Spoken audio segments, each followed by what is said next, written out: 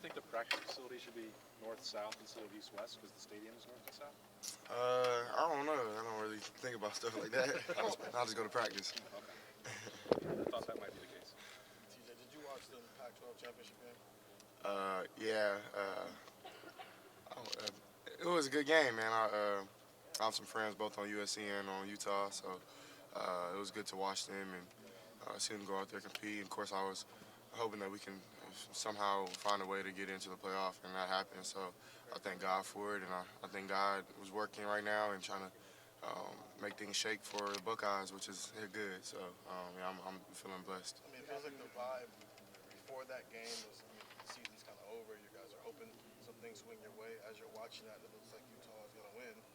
Are you kind of getting a little bit more excited because it looks like a window might be opening up for you guys? Yeah, of course. Yeah, I mean, it's just nature of the beast is losing games, and then the moment you're feeling so low, you can get back high in a quick of a snap of a finger. So it's a cool feeling, man. How are the days leading up to that Pac-12 championship game, more importantly, leading up to the announcement that you guys are in, been for you personally, given the way you were answering questions, your vibe was like after the loss to Michigan. How had you kind of handled those days leading up to that announcement that you guys were in the playoff? And how did your mood kind of swing when you felt you saw you had another chance to kind of build on your legacy? I mean, yeah, I was really just staying prayed up. Just being around family. I had some family out here for the game. They stayed like an extra week, so I was really just with them. I didn't really want to hang my head down because I mean there was so many other things to be proud of, and so many great things we did this season. Um, of course, like you don't want to lose, and being a competitor, of course, you're not going to be happy all the time. But at the same time, it's really no point to hang your head down just because. I mean, at the end of the day, it's a game.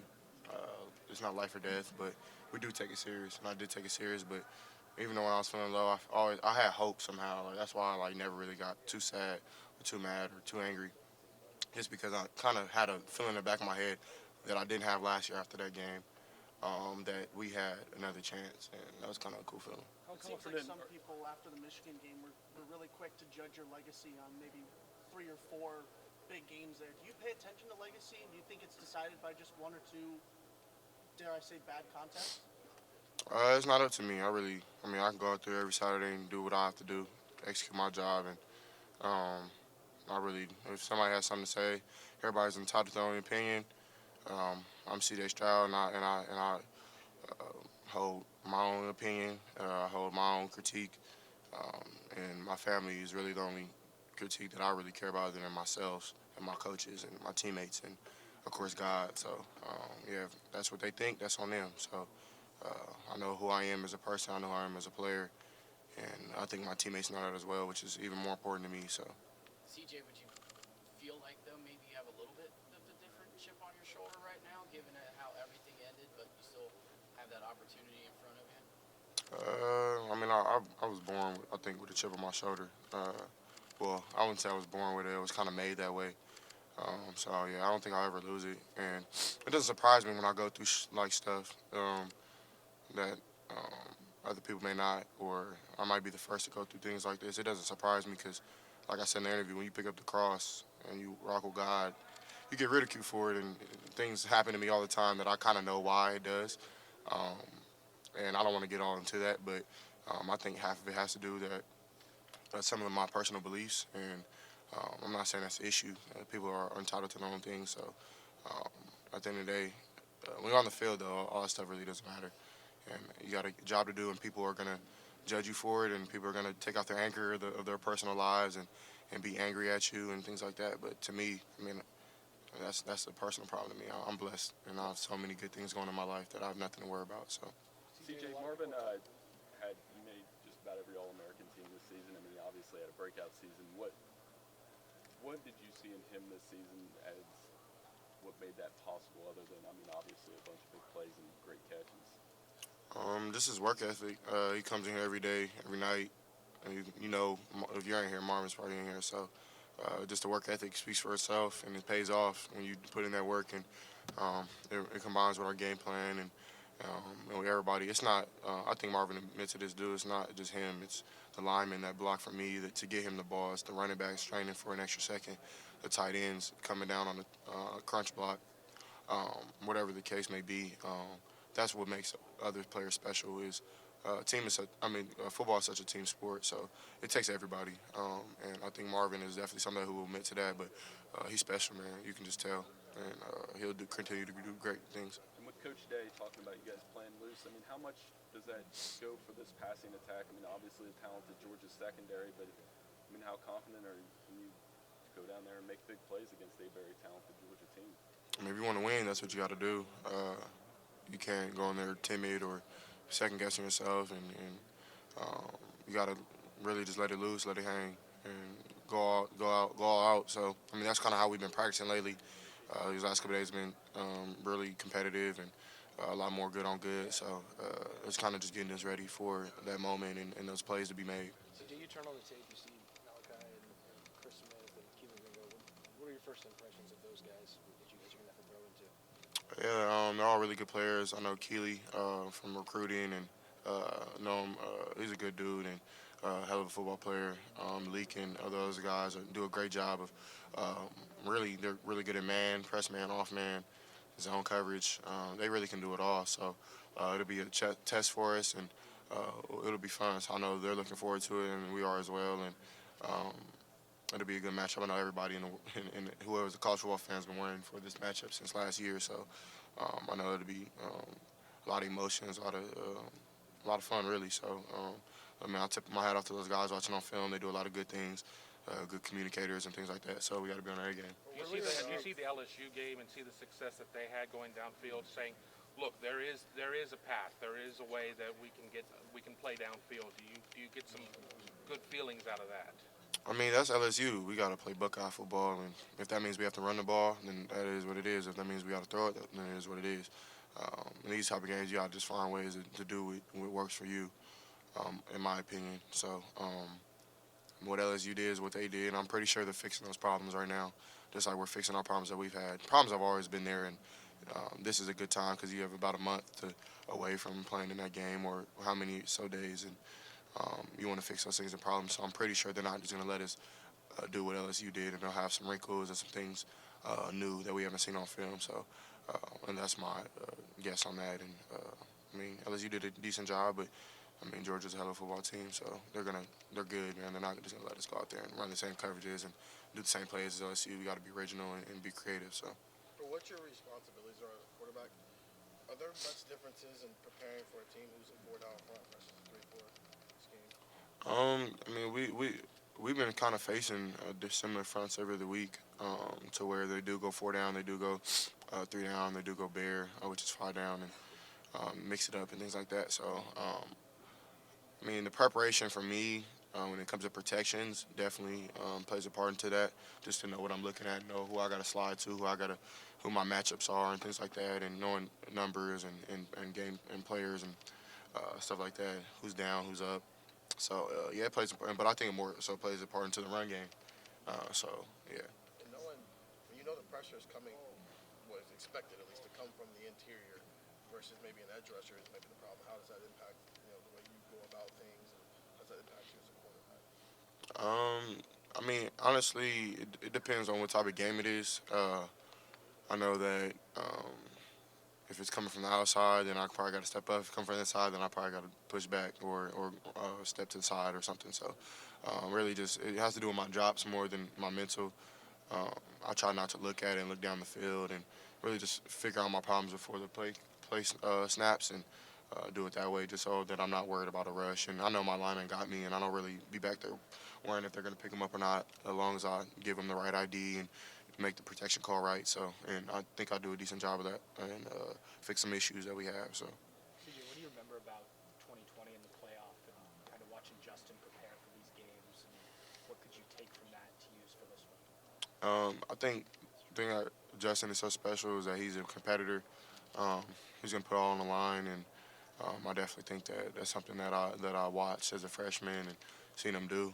So I'm really appreciative of having that time to see kind of how those games are played. And honestly, like the thing that Justin was really good at, he was very confident in himself, confident in the team, and went out there and just let it all go. So it's something that I want to do and just be confident and not go in there and just realize this is another football game that God wouldn't put me in this game if he knew I wasn't ready. So I definitely think that I'll have some fun and just be competitive like he was in 2020 and um, really soak in the moment, soak in the crowd, and just have some fun. How much motivation is there for you to finish off a season where Jackson couldn't do it and Travion couldn't do it? They couldn't make it to the end because of injuries, and you had this opportunity in front of you to finish the goal that they wanted to accomplish with you. Yeah, man, I thank God for it.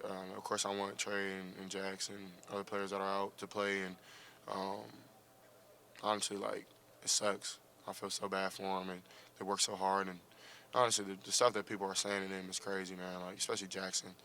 Um, I don't go into back and forth with people and try to prove them wrong or right. Well, I really don't get into that. It really doesn't matter. But it's sad that we really put our lives on the line and our bodies on the line and our mentals. And I'm not saying other people in other careers don't, but people judge us so much because we have a scoreboard and we have a result that people can go look up online. And that makes it kind of tough, man, just because, and look at Jax. Like, his last game he really played was a Rose Bowl where he had 300-something yards, 3 touchdowns, and people look at that as the standard, and that's the expectation for every game.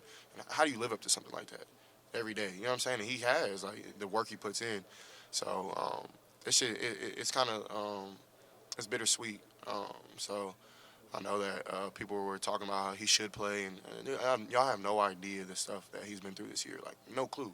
So who are people to talk about my brother like that? You know what I mean? So it kind of gets me a little angry that people try to make it seem like he's not a team player and that he doesn't care about his teammates. That's the total opposite wrong. I'm on the phone with him every day. House practice, bro. I'm watching film. I'm doing this. I'm helping out the young receivers. He helped out Marv so much this year. He helped out Mac, those dudes who had to step up. Same with Trey. Like, you know what I'm saying? So it's unfair for people to kind of try to ridicule Jackson or Trey or anybody who's out with injury because that's the worst part of this game. And something I've been doing lately is just, of course, I was a little upset about the game and losing and things like that. But Bab questioned me. He was like, bro, do you know how many things you have to be thankful for? Like, I mean, he told me to go home and just pray and think about all the things I have in my life. Like, I'm able to wake up every morning with a sound mind. I'm able to breathe. I'm able to walk. There's kids in the hospital right now that can't run. Like, they can't get up. So, like, there's so many things to be thankful for. And just because you didn't win a football game, you know what I'm saying? Like, of course, I take it very serious. I mean, I live it. A lot of people just watch the game and be on the couch. I live it every single day. I'm the one who getting laughed at on TV and things like that. And yeah, it's somewhat unfair that people have that type of opinion. And I don't know. I'm sorry if I got away from your question, but that was on my heart. And yeah, but I just want to go out there and do it for them, really. Do it for those guys who didn't, like Marcus Crowley, who maybe had to never play again in his life, our old running back, and another brother of mine. You know what I'm saying? So it's people like that I want to do it for, that I care so much about. So yeah. That's clearly, I mean, you just got pretty emotional there talking about that and protecting Jackson and protecting Trey, talking about Marcus Crowley. Behind the scenes, how have you guys kind of dealt with some of the backlash sometimes you guys can receive as athletes, especially coming off a game that you're not supposed to lose this rivalry game? How have you guys dealt with that behind the scenes? I know as a team we stay tight. That's something that Coach Day was really preaching, is that we can't splinter, we can't point fingers, but we do have to solve the issues. Because the issues are always there. It's just they highlight when you lose. And for me, it's just been a lot of prayer, man, a lot of thought, a lot of fellowship with my teammates. Like, we have a Bible study with Coach Walden every week. Those have helped tremendously. My Bible studies back home with on a Zoom with some of my uncle back home, Uncle Art Hall, that I've told y'all about before, with the Ball by Faith Foundation, and things like that, man. That just kind of kept me cool, and I think that helps me to help everybody else. Do you ever get used to this? Yeah, honestly, it's sad that I am used to it. Like, I'm used to getting things on my phone that honestly aren't. People wouldn't be proud if they were everybody in the world were able to see it. But it's fine. Like, it comes with the terror. You have to accept the good with the bad. I don't feel bad for myself. I never will. I don't want other people to feel bad for me. My mom, like, she gets a little upset and stuff. And but I mean, at the end of the day, you have to accept the good with the bad. Like, I'm so blessed in my life to have so many people I've inspired. Like, that's the thing that keeps me going, is the kids that I see, man. I think that's why I'm really on this earth, and I think that's why I have a God-given talent, is to inspire kids. Inspire not only kids but adults as well who want to do great things in their lives, and I feel like that's my job and that's what I need to do. So, and I honestly think, like, they hated Jesus. You know what I'm saying? Like, they hated the Messiah, the King of Kings, Lord of Lords. So Um, if I get a little bit of it, so be it. If it's for His glory.